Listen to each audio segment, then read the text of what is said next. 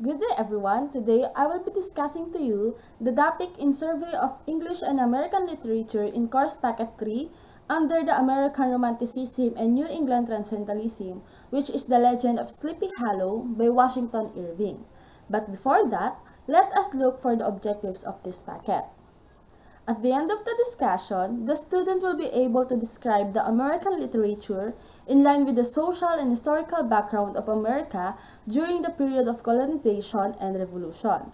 Second, you will be able to recognize the importance of war for independence as an influence in American literature. And lastly, the student will be able to develop patriotism and love of country. The Legend of Sleepy Hollow is a Gothic story by American author Washington Irving.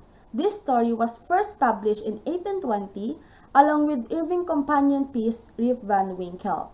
The Legend of Sleepy Hollow is among the earliest examples of American fiction with enduring popularity, especially during Halloween, because of a character known as the Headless Horseman.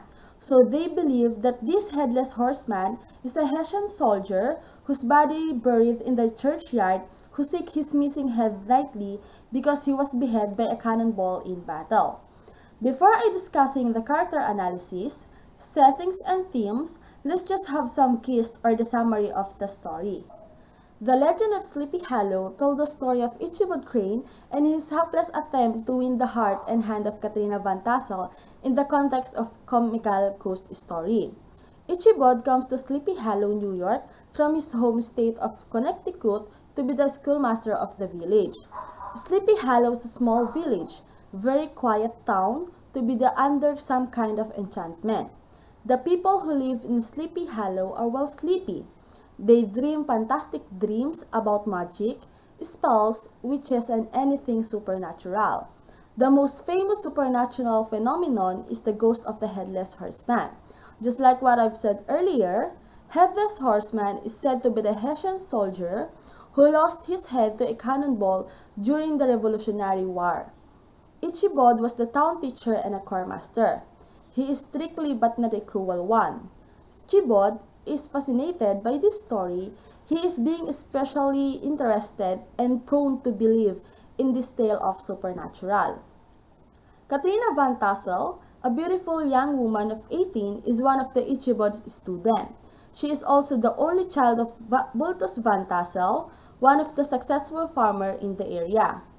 Ichabod is quickly taken in by Katrina's flirtatious charms, but it is when he first visits her father's abundant farm that he considered himself truly in love with her. So in short, Ichabod truly fell in love not to Katrina but to her inheritance. However, Ichabod is not alone in his attentions to Katrina. Her beauty, charms, and wealth have entranced many other men in the village. One of them is Bram van Bont. Bram van Bont, also known as Broom Bones, he is notorious for his boisterous personality, love of pranks, and great skills at horseback riding. All of this makes him something a village hero. Bram has already scared off many of Katrina's other suitors, but Ichabod is harder to shake. Avoiding physical confrontation with Broom, he uses his main method of intimidation, which is other skills like pranks, just to frustrate and humiliate Ichabod. One day, a messenger came to the schoolhouse to invite Ichabod to a party at the Van Tassels. At this party, he apparently finds himself the best man in the house. He outdanced everyone, even Broom Bones. And while they are dancing, they started telling a story about the Headless Horseman. Because Ichabod is a superstitious man, he believed in the story and started to get scared, so Ichabod spills salt in his shoulder, and Bones found an idea how he get Ichabod out of the way. And when the party is over, Ichabod stays behind. For some reason, however, Katrina disappoints him. Ichabod is making his way home, crying all the way when he meets the Headless Horseman. Ichabod goes nuts trying to get away from him, and when he finally thinks that he is safe, the Headless Horseman throws his head at him and knocks Ichabod off his horse and onto the ground. The next day, no one knows what happened to Mr. Crane. They see horse track, Ichabod's hat, and a pumpkin, and they all assume that the horseman got him. Since they can find his body, and they are in Sleepy Hollow, no one is sad or concerned about what happened to Ichabod. They just move on and get a new teacher. Some years later, a farmer tells the townspeople that Ichabod ran away and became a judge. But still, no one pays attention. No one even pays attention when Brooms laugh every time people talk about Ichabod's abduction. Overall, the story ends with a new tale about a haunted schoolhouse and a teacher who likes someone's love to sing. Now, let's move on to the character analysis. So, Ichabod Crane is an outsider in Sleepy Hollow.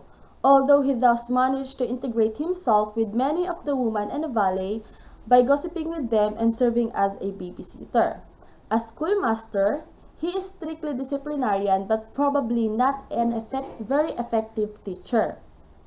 His level of intellectual sophistication is questionable, given that his favorite author is a Puritan cotton mather who paint the world in very black and white terms, and the fact that he believes in every ghost story he ever hears. Because he believes in every story, he is filled with fear as a result of believing those stories that he appears truly cowardly on most nights. So Ichabod is awkward and odd-looking. As we can see in the picture, he is tall and extremely thin with a huge appetite and a certain amount of greed, and he has misplaced his high self-esteem that make him even more unattractive. He truly believes he is something of a ladies' man and is capable of winning the heart of the valley's most eligible young woman, Katrina Van Tassel. So he thinks his horrible singing voice is good, and he believes his jerky dancing is the best around. That is why when Ichabod Crane is gone, no one misses him as a teacher nor a man. In short, no one in Sleepy Hollow really misses Ichabod Crane when he went missing. The next character is Katrina Van Tassel. Katrina Van Tassel is the star of her own life story, the equivalent of a modern-day movie star in her small town. So Katrina is the only child of a wealthy farmer, Bartus Van Tassel. Katrina is 18 and universally known for both her beauty and her riches. He can do whatever she wants, and one way she amuses herself is by leading on various men who desire her. She always dresses to show off her best features. The most hapless of her victims is Ichabod Crane, whom she seems to lead on and then coldly toss aside just when he thinks he has won her.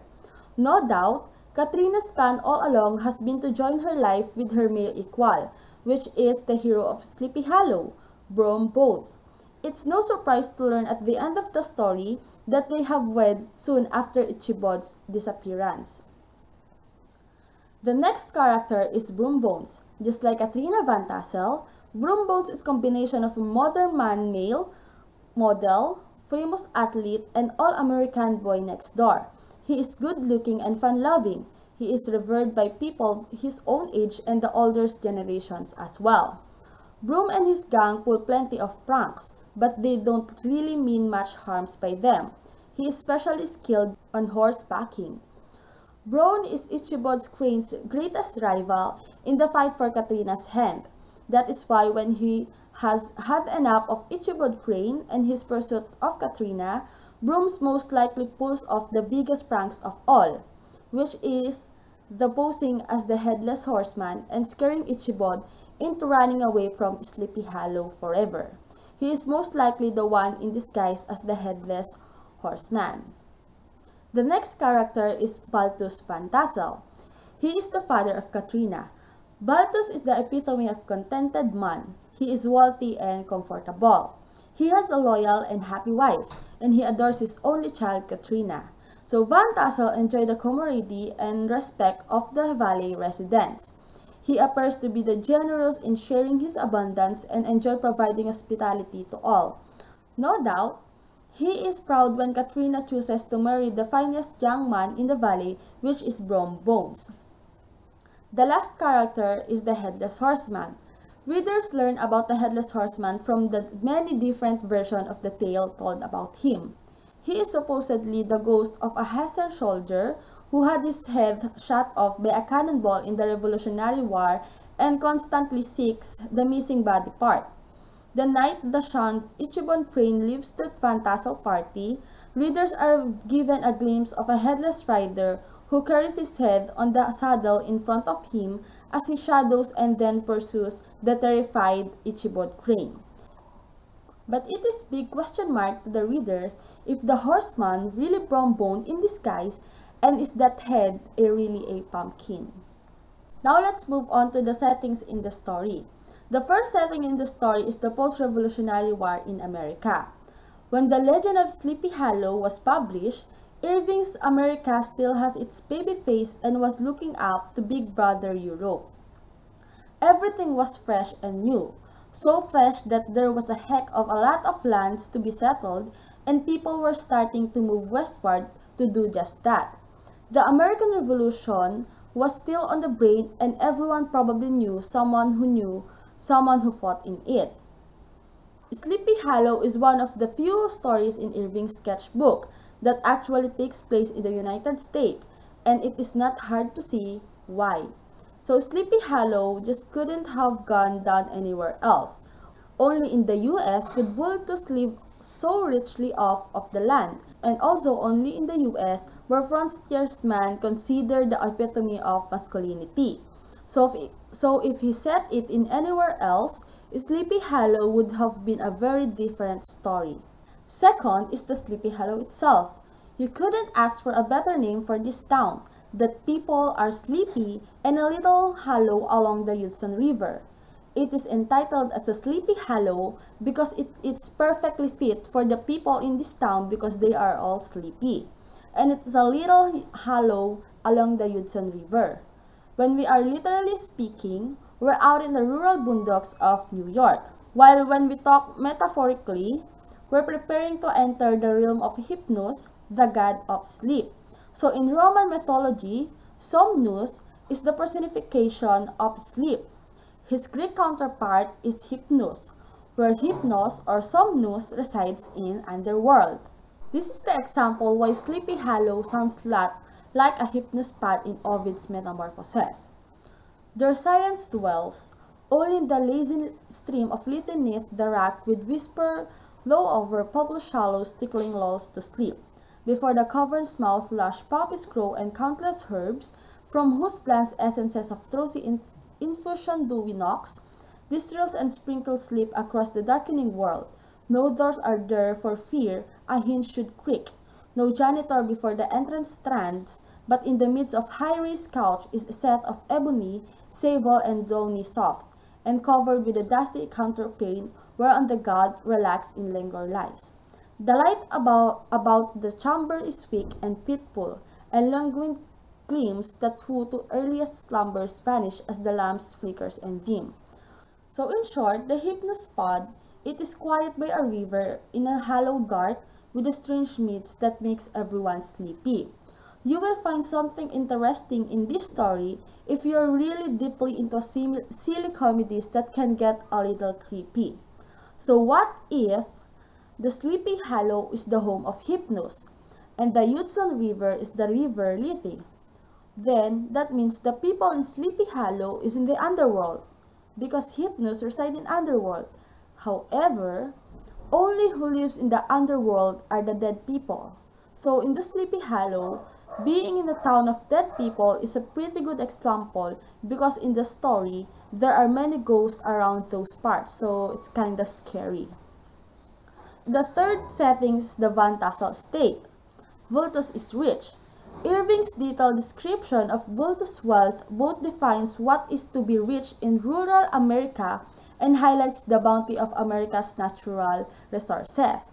So Irving details the Van Tassel estate in the story, just like the barn is bursting forth with the treasure of the farm, and the house inside the tables of dark mahogany.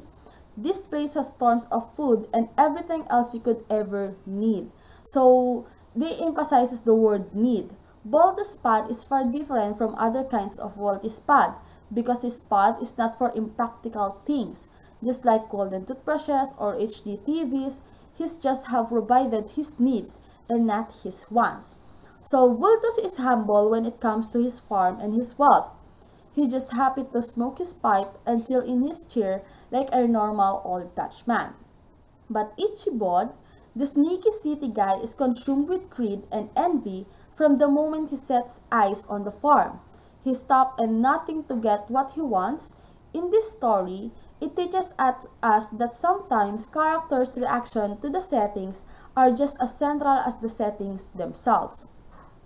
Overall, the settings become a persistent feature of the story, and we know it's always there giving off its sleepy vapor, making people dreams. The next topic is themes. The first theme in the story is the history and storytelling. At the beginning of the legend of Sleepy Hollow, we learn from Diedrich Knickerbocker, the fictional historian narrating the tale, that it took place in the remote period of American history. That is to say, it's around some 30 years since, meaning in 1790, 30 years before the story was published in 1820, a classic example of Irving's irony and humor with its description of 30 years ago as a remote period. Also, Irving's uses older Dutch and German sources was one way to get around this problem. In fact, the legend of Sleepy Hollow is full of references to Dutch names, place, and social group. Early American New York was indeed inhabited by many people of Dutch origin, but the references also served to create an artificial historical heritage. Irving even claims historical veracity for this tale by creating the fictional character of Diedrich Knickerbocker. The historical frame is also complicated and nuanced.